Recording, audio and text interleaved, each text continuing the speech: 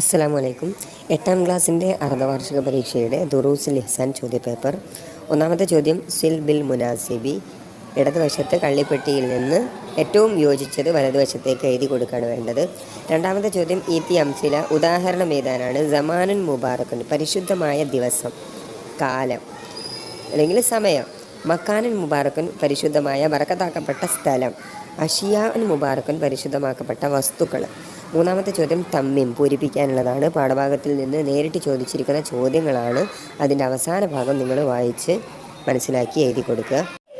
നാലാമത്തെ ചോദ്യം അജിബ്. ഉത്തരം എഴുതാനുള്ള 5 ചോദ്യങ്ങളാണ്. ഓരോന്നിനും 3 മാർക്ക് വീതമാണ്. കൃത്യമായി വായിച്ച് മനസ്സിലാക്കി ഉത്തരം എഴുതുക. അഞ്ചാമത്തെ ചോദ്യം ഉക്തുബു ദലീല. തെളിവുകൾ എഴുതാനാണ്. 2 കാര്യങ്ങളാണ് പറഞ്ഞിരിക്കുന്നത്. സ്വാലിഹീങ്ങളുടെ ആസാറ് കൊണ്ട് ബറക്കത്തെടുക്കൽ സുന്നത്താകും, അതിന് തെളിവ്. അതേപോലെ വാങ്ങുന്ന ആളോട് കച്ചവടക്കാരൻ നീതി പാലിക്കണം എന്നതിൻ്റെ തെളിവ്.